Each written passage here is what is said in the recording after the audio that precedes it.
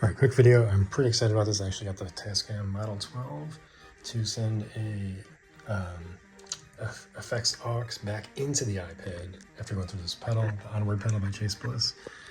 So what I did is I went out of the aux 1 in the back and then into the onward, out of the onward, back into the mixer, into mixer line level 6. So I gotta zoom in here.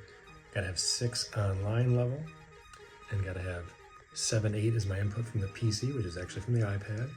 So sound is going to come out of the iPad. I'm using Fugue Machine here. I press play on there, press play up here, and it starts triggering the auto of this korg gadget.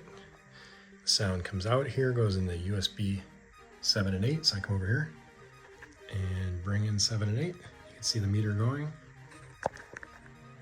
And then the effect is going to be on level 6, line 6. It's a little bit quieter, so we could raise the gain up a little bit.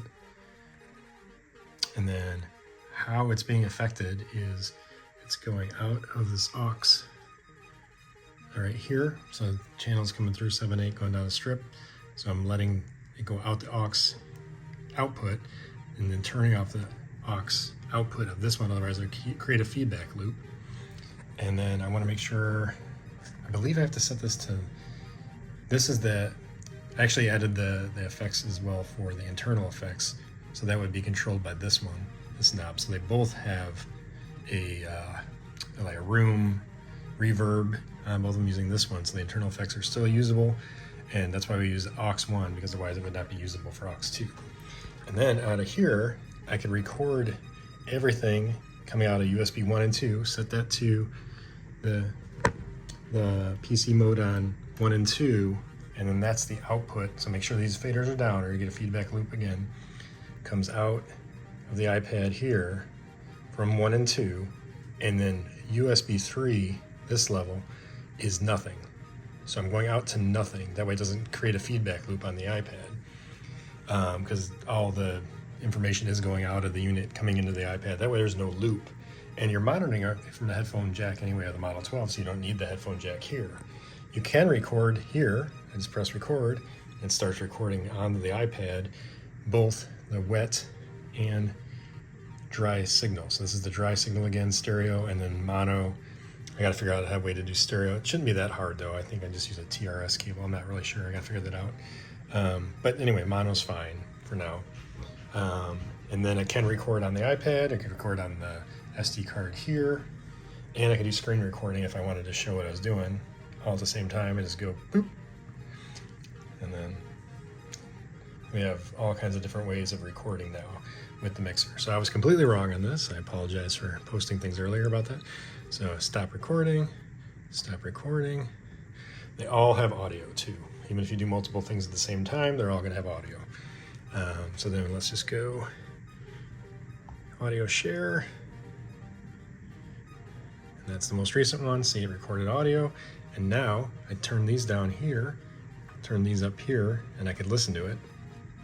It comes out back over on the Tascam. So there is a workaround, and this is it. And I could put like a little list of how to do it. Anybody that has the Tascam Model 12. The main point was I wanted to add this effects without that effect unit without adding a second audio device. I still might get the Zoom L6 just for this reason, because I could do a stereo out with that and then go in directly into the Tascam Model 12 and use 2 mixers, and I could add multiple effects that way and have different routing options. So I'm pretty excited about that. And then I haven't even dove into adding my midi back in there so I could sync everything up. So if I record everything into live or a DAW or something, I'll be all synced up via MIDI. All right, and I'll put up the recordings of this, I guess, as well, or do a separate video with that, maybe a short or something, and link it to this with these audio clips that I recorded here. All right, thank you.